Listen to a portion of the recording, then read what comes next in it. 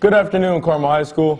Today's show will feature updates on the new Avengers movie, Post Malone's new album, and cell phone addictions. And also sports news including Indiana All-Stars and... Carmel High School, this is CHTV.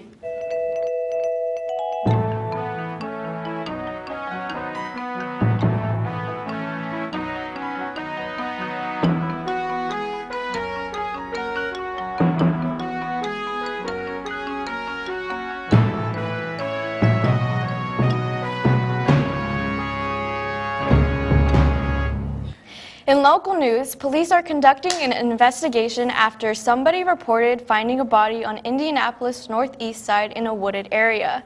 Officials from the Indianapolis Metropolitan Police Department were called to a stretch of woods near Franklin Road around 6:47 Sunday night, where they discovered a deceased person. Detectives have responded to the incident and are looking for witnesses. However, the victim's identity has not been released.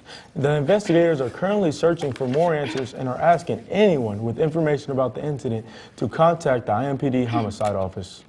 Just announced from the IMPD, a 24-year-old suspect has been arrested in connection to the murder of an Indianapolis woman in 2016.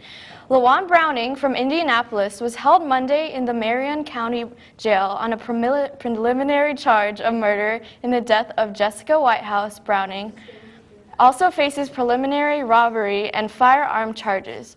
Whitehouse, who was 30, was shot to death on November 2, 2016 in the 4300 block of Norwaldo Avenue on the north side. Detectives found her with at least one gunshot wound.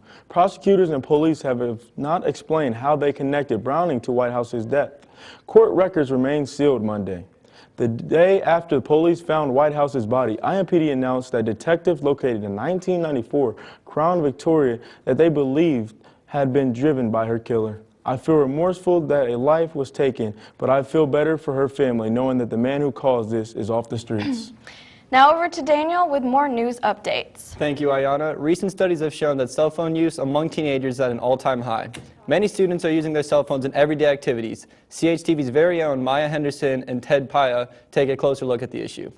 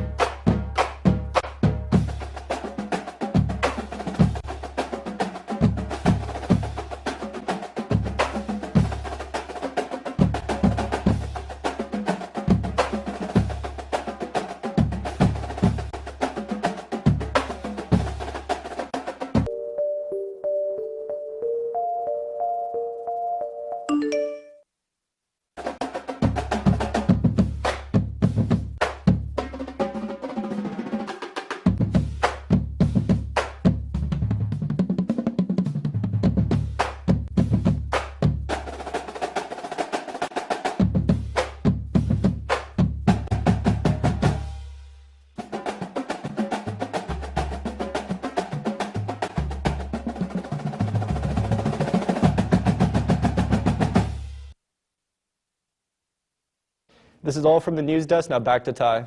Today's local sports news is for you basketball fans. First off, I'd like to congratulate our own Michigan commit, Amy Dilk, for winning Mrs. Basketball as well as the Indiana Gatorade Player of the Year. She concluded her career here at Carmel with over 1,400 points, 550 rebounds and assists, and 340 steals. We're proud to call her one of our own, and 2 cups for her, and best wishes in her career at the University of Michigan.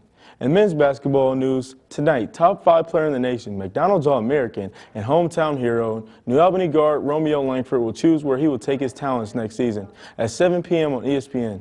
After winning Mr. Basketball last night and coming off an amazing 34 points per game senior season, Hoosier fans have their fingers crossed. He chooses Indiana over Vanderbilt and Kansas. That's all I have for you today. Now to Brett and Garrett with more sports news. Thank you, Ty. This is Brett David and Garrett Drake with your CHTV Sports Update. The first round of the NBA playoffs ended yesterday with 8 of the 16 teams moving on to the next round. The Cavaliers were able to defeat the hometown Pacers in a Game 7 winner-take-all by a score of 105-101. The team was led by LeBron James, who scored 45 points and added on another 9 rebounds and 7 assists. The Pacers were led by their young all-star Victor Oladipo, who had a double-double with 30 points and 12 boards, but it was not enough in the end. The Celtics also beat the Bucks in a Game 7 and were led by Terry Rozier and Al Horford, both of whom had 26 points. It was a very exciting first round, and I expect it to continue. Some of the most exciting second-round matchups include Warriors taking on the Pelicans, the Jazz and the Rockets, 76ers versus Celtics, and the Cavaliers versus the Raptors. The NFL Draft was the other big sports headline over the weekend, with the Cleveland Browns taking Baker Mayfield with the first overall pick in the draft. But the most talked about prospect, Saquon Barkley, the running back from Penn State, was taken second overall by the New York Giants. He is said by many to be possibly one of the best talents to have ever played the game. He will definitely be the most watched rookie this year. The Indianapolis Colts were able to take 2 offensive linemen in the draft with the hopes that these new additions will finally be able to protect the franchise quarterback in Andrew Luck. A record was also set in the first round of the draft this year. For the first time ever, 4 quarterbacks went in the top 10 picks of the draft. With all these new additions, it'll be very interesting to see what team can use their new additions to the best of their advantage. Adding on to the suspense of the draft, a former Greyhound was hoping that his name would be called. UCLA tight end Austin Roberts was a redshirt junior for this past season, and he had a good impact for the Bruins with 220 yards and 2 touchdowns. Roberts graduated from school, and now he will hope to get an opportunity by an NFL team for the preseason to show what he can do at the professional level. Last week, Brett and I attended Carmel's first unified track meet at home. Let's take a look. Drake, and today we will be giving you an inside look at Carmel's unified track meet. This is their first meet of the year, and they will be competing against Lawrence North, Ben Davis, Zionsville, and Washington. It's going to be a lot of fun. Now let's go take a look.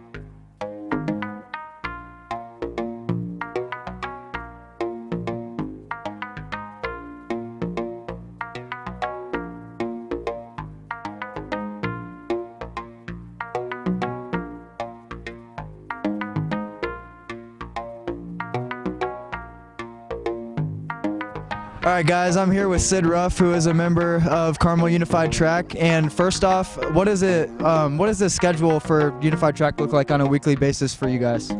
We usually start the week off on Mondays, and we usually do 3:30 to 5 or 4:30, depending on weather. And we're usually on the track, and it's super fun. And then Wednesdays we do the same thing. Fridays we do the same thing, depending on the weekend. Then we have a meet either home or away, and today's our first home meet. So. And lastly, can you describe the feeling of being able to help all these kids and make a positive impact in their lives?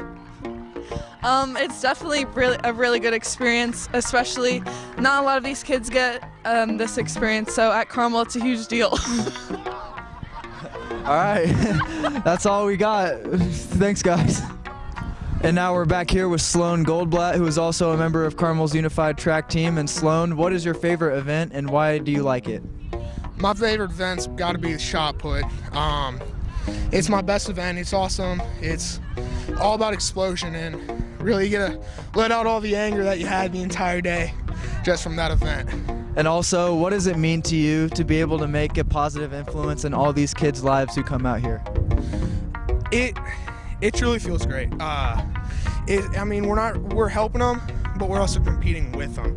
It's just really a great time. Every practice, everyone's got a smile on their face. Everyone just has a blast, and it's truly great. It's a great experience, great time. Nothing better. All right, thanks. Good job today. And that is all we have here from Carmel Stadium. The Unified Track Meet is over. Thank you for watching. Maybe we'll be back for another one soon. Well, that is all that we have for you today from the sports desk. Now back to Ayana. In entertainment news, Disney is working on a Kim Possible live-action movie. The original hit TV show premiered in 2002, and the animated series ran for 87 episodes. 16-year-old Sadie Stanley landed the role of Kim Possible alongside the 18-year-old Sean Jamboni, playing Ron Stoppable. Julie Taylor, the Disney Channel's president of casting, says Sadie delivers Kim's confidence, smarts, and agility, and Sean is such a magnetic character who always finds the right balance of physical comedy and heart. The movie will begin production this summer and is on track to debut sometime in 2019. Many people are looking forward to see this movie, so be sure to check it out. Now over to Cami Petit with more entertainment updates. Currently, Marvel fans are reacting to the latest release by the Avengers franchise, Avengers: Infinity War. The movie has already managed to make $39 million on its first night of release. The highly anticipated film features a long cast from Robert Downey Jr., Chris Pratt to Scarlett Johansson. The movie also features fan favorite Tom Holland, who starred as Spider-Man in the movie Spider-Man: Homecoming. Also, Chadwick Boseman, who starred in the record-breaking Black Panther, makes a cameo in the film. Additionally, Chris Evans stars as Captain America in the film. This comes in the midst of rumors that the actor plans to retire the role after the 2019 follow-up Avengers 4, as his contract is set to end soon after the movie. When asked about the rumors, Evans replies that he believes Avengers 4 would be the right note to end his time playing the Marvel superhero. In other news, music fans are swirling about Post Malone's new album. The album, which created lots of excitement prior to its release, is already shattering streaming records. Most notably, the album shattered Spotify's first-day streaming record. This impressive accomplishment only comes a few days after J. Cole's album, K.O.D., had just achieved that record the week prior. However, the success of the album isn't stopping there. As of today, tracks from the album, such as The Future with Nicki Minaj, titled Ball For Me, sits at number 6 on the iTunes chart. That's all I have for you today, Carmel. I'm Cami Petit, and now back to the host desk. Thank you, Cami, for the entertainment update. Well, that wraps up our show for today. For more stories like this, visit our YouTube channel at CHTV Carmel Television and on Twitter at CHTV. Thank you for tuning in for this edition of the CHTV Afternoon Newscast. Have a wonderful day, Carmel.